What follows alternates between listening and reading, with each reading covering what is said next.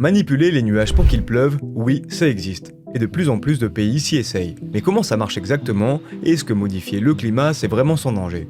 L'ensemencement des nuages, c'est le nom de ce procédé, a été découvert en 1946 aux États-Unis par deux scientifiques, Vincent Schaeffer et Bernard von Gutt. Ils ont constaté qu'en introduisant de l'iodure d'argent dans un nuage, l'eau surfondue, c'est-à-dire qui reste liquide en dessous de 0 degré, se transforme plus facilement en pluie.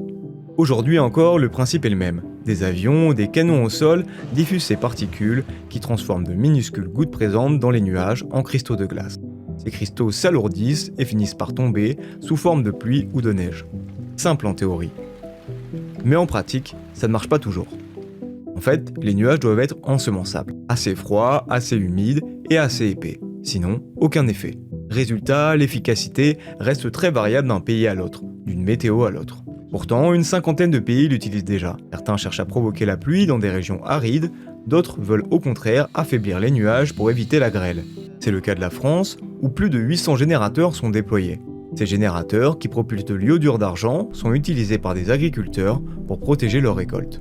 Mais à l'autre bout du monde, on se sert aussi de cette technique pour des raisons plus étonnantes. En novembre 2025, l'Inde l'a utilisée pour tenter de réduire les effets de la pollution extrême à New Delhi. Un avion Cessna a tiré des fusées d'ensemencement pour essayer de forcer la pluie à nettoyer l'air, étouffé par les particules fines. La technique sert aussi à limiter les incendies de forêt, même empêcher la pluie de tomber lors d'événements importants, comme par exemple les JO de Pékin en 2008. Mais alors, est-ce que manipuler le climat, ça n'est pas dangereux? Les avis divergent. Pour François Boutier, spécialiste chez Météo France, l'iodure d'argent est un produit hautement toxique à haute dose. Mais le spécialiste nuance en expliquant que quand il est dispersé dans l'atmosphère, cet agent est très dilué et donc sans danger. Pour le GAO, instance gouvernementale américaine, même son de cloche, même si elle reconnaît que le risque est incertain en cas de généralisation de l'utilisation de l'iodure d'argent.